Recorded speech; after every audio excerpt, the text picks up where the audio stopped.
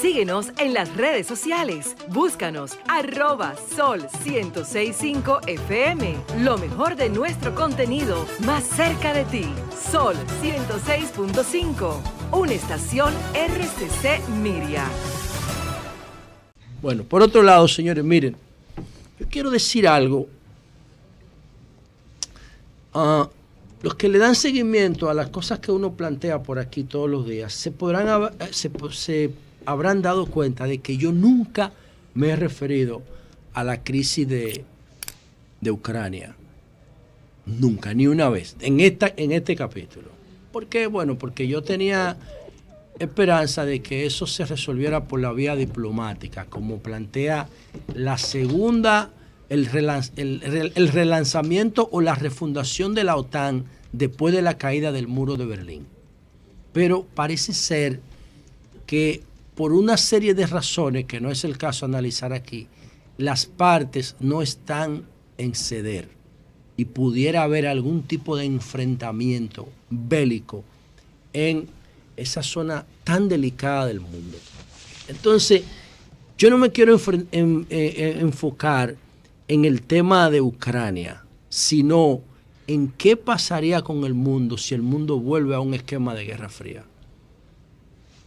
La posición más sensata que yo he escuchado sobre el tema de Ucrania es que Ucrania pudiera definirse como un país neutral para que los miembros de la OTAN no puedan provocar a Rusia a través de ella.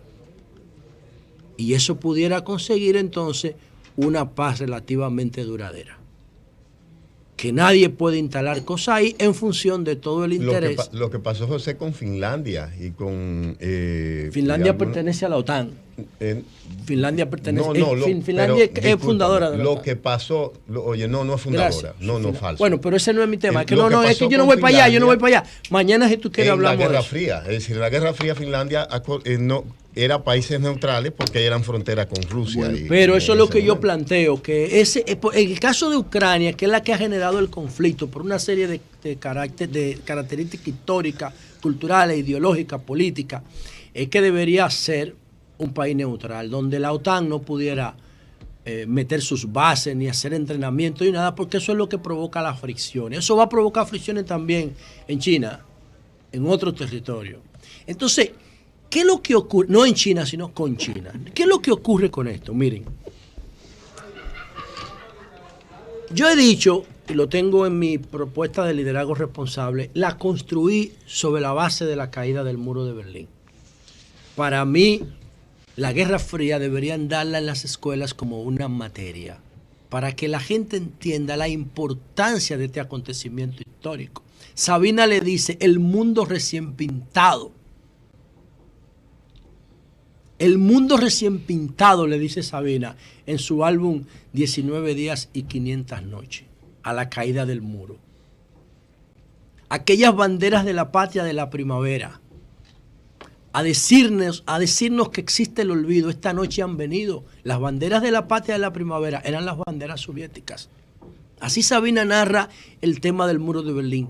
Desde el punto de vista político, ¿cómo nosotros lo vemos? Miren, para que ustedes tengan una idea, la gente no se imagina cómo la caída del muro de Berlín impactó en nuestros países. Les voy a poner un solo ejemplo. Antes de la caída del muro de Berlín, o sea, cuando estábamos en el esquema de Guerra Fría, en República Dominicana no había un McDonald's, no había un Kentucky, no había un Wendy's, no había un Domino's Pizza, no había un Pizza Hut. Solamente los más ricos podían ir a Estados Unidos y vivir eso. Para usted ponerse unos tenis Nike en República Dominicana tenían que traérselo un familiar de Estados Unidos, porque aquí no se vendían. No se vendían. No se vendían. ¿Por qué? Porque la prioridad en los Estados Unidos a nivel internacional no era el tema económico, era el tema político-militar. Y Estados Unidos, su estrategia no era promover mercados de libre comercio como el DERE-CAFTA o como el NAFTA, sino controlar territorio. Y tenían una escuela en Panamá que se llama la Escuela de las Américas, donde llevaban todos los militares nuestros a formarlo allá. Eso pasaba en República Dominicana, eso pasaba en Puerto Rico, eso pasaba en Centroamérica entera y parte de Sudamérica. Promovían dictaduras como la de Pinochet, apoyaban gobiernos cuasi dictatoriales como el de Balaguer aquí, por ejemplo, dictaduras como la de los Duvalier en Haití.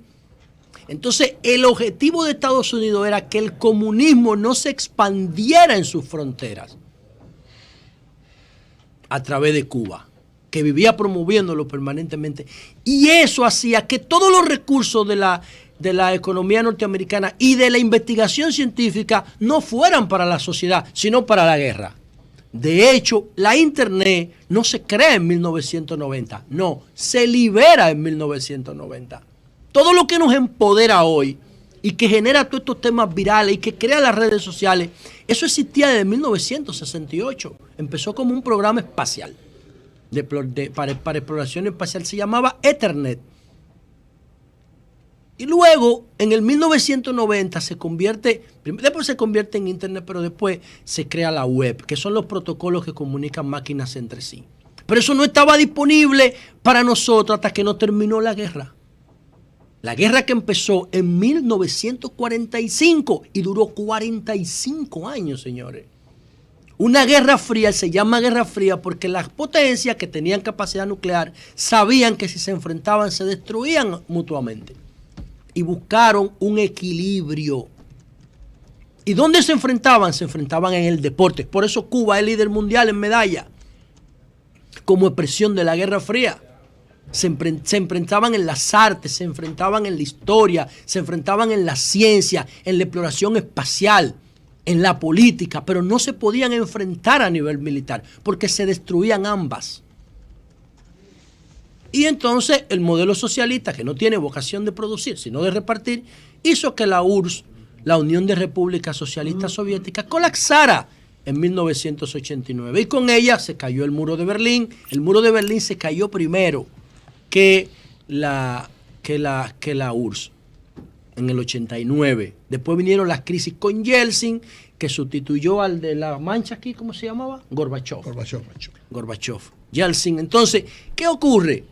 Que Yeltsin no sustituye a Gorbachev, porque Yeltsin era presidente de la Federación Rusa.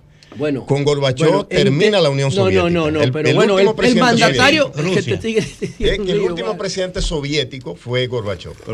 Sí, fue el último. Bueno, pero yo estoy diciendo que sí, claro, que él quiere intervenir. Entonces, voy.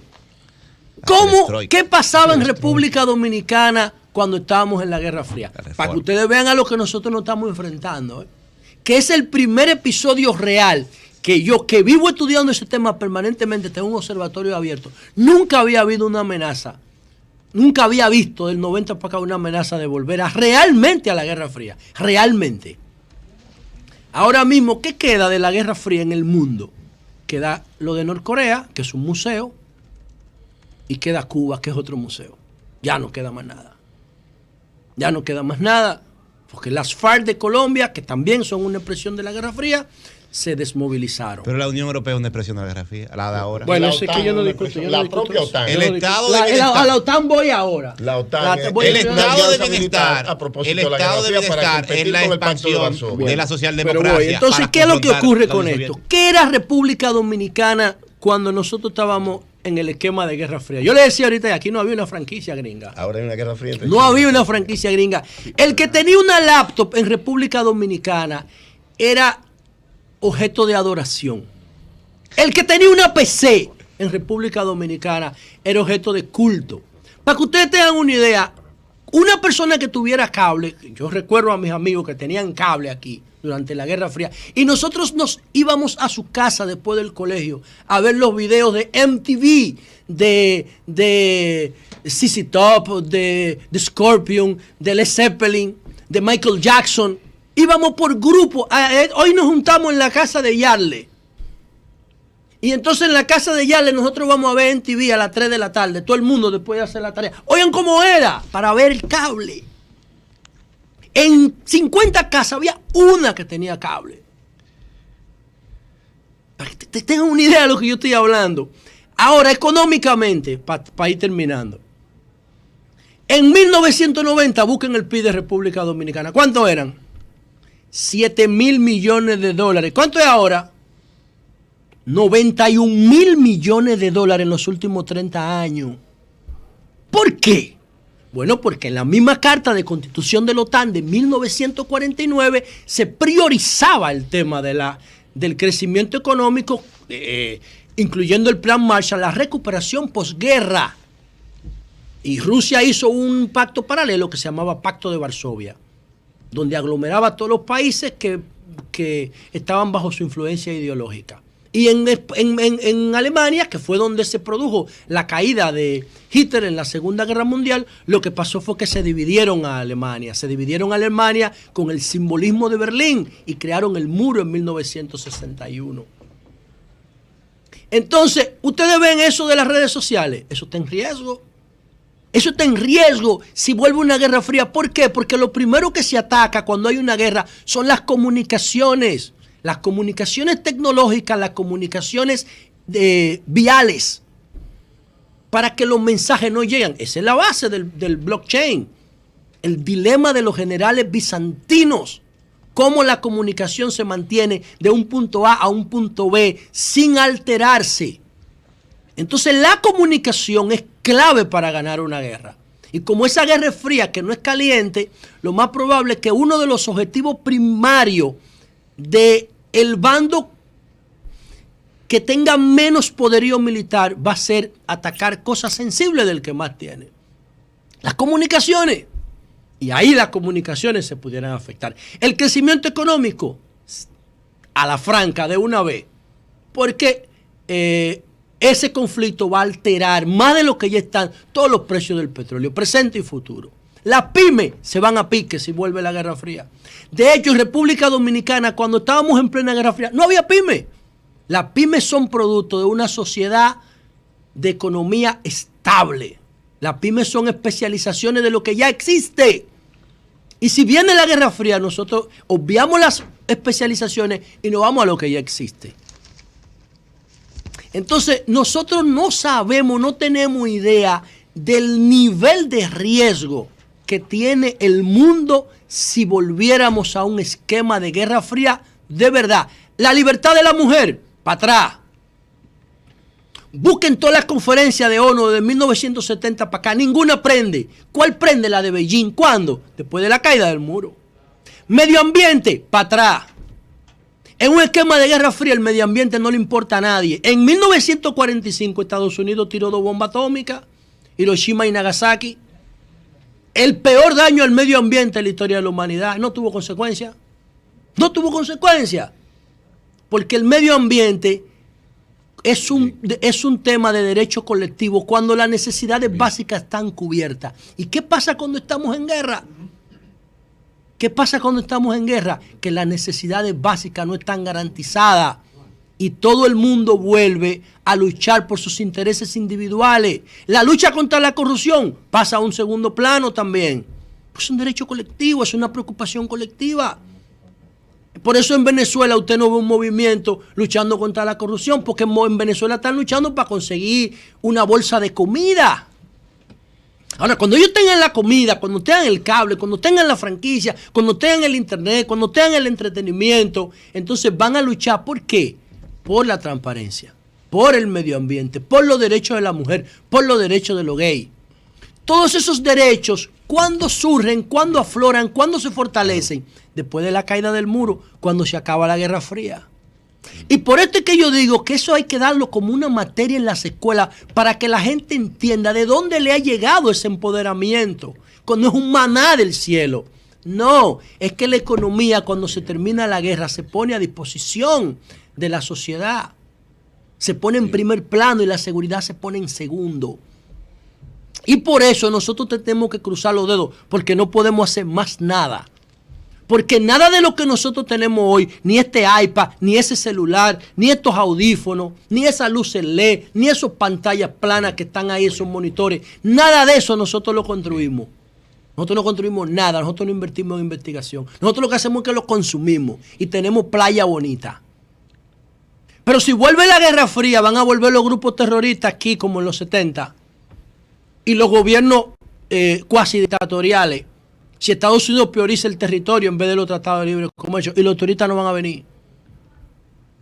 Porque van a tener miedo a coger un vuelo, porque en la Guerra Fría explotaban los aviones en el aire. Señores, eso es lo que yo estoy diciendo. Y yo sé que hay mucha gente que va a decir, mierda, pero ¿qué es lo que la luz está hablando? El resultado de que tengo 20 años estudiando este tema. Que estoy construyendo una teoría política a partir de la Guerra Fría. Eso es lo que yo estoy hablando. Entonces, cruzar los dedos, porque nosotros no podemos hacer nada para evitar un conflicto de esa naturaleza. Ojalá que los países que intervienen en la OTAN, que no son Estados Unidos, pudieran hacer entender a Estados Unidos que no le conviene a nadie volver a un esquema de Guerra Fría, porque el mundo ha avanzado en los últimos 30 años, y quiero terminar con una parábola, quiero terminar con una figura para que la audiencia entienda lo que yo quiero decir. Imagínense que el desarrollo, que la economía, que el bienestar es una energía comprimida en un sprint. Ustedes ven los sprints que tienen las camas, ¿verdad? O los sprints que tiene la suspensión de los vehículos, o los sprints que tenían los lapiceros adentro. Los lapiceros que nosotros presionábamos para que saliera la punta de escribir. Imagínense que el bienestar es un sprint y se comprime cuando hay guerra.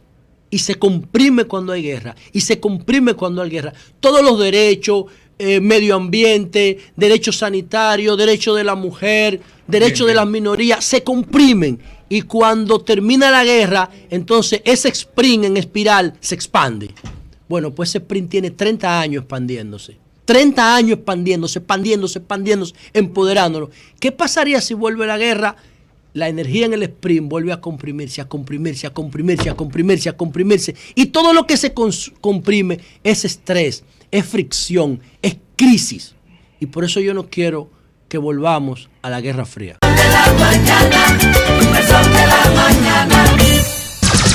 Son 106.5. 30 minutos. El presidente del Senado, Eduardo Estrella, estará conversando con nosotros en el día de hoy.